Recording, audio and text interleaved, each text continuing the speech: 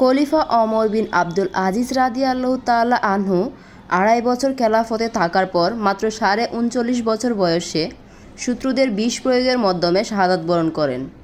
তার বিরুদ্ধে অভিযোগ হলো যে তিনি দুটি বন্ধ ঘরে সোনাদানা ভর্তি করে রেখে গিয়েছেন, যার সবই রাষ্ট্রীয় বাইতুল মাল থেকে তিনি আত্মসাৎ করেছেন। পরবর্তী খলিফা ইয়াজিদ বিন আব্দুল মালেক অভিযোগকারীকে সাথে নিয়ে ওমরের বাড়িতে গিয়ে উক্ত কক্ষ দুটি খুলেন। দেখা গেল সেখানে আছে কেবল একটি চামড়ার চেয়ার, একটি পিতলের বদনা, 4টি পানির কলসি।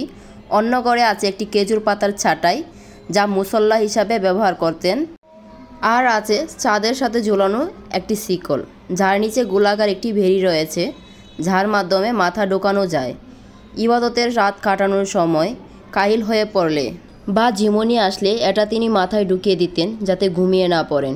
সেখানে একটি সিন্দুক পেলেন, যার মধ্যে একটি টুকরি পেলেন, যাতে ছিল একটি ছোট জামা ও একটি ছোট পাজামা। আর তার পরিত্যক্ত বস্তুর মধ্যে তার স্ত্রীর কাছ থেকে পেলেন তালে দেওয়া একটা জামা ও একটি মোটা জীর্ণশীর্ণ চাদর।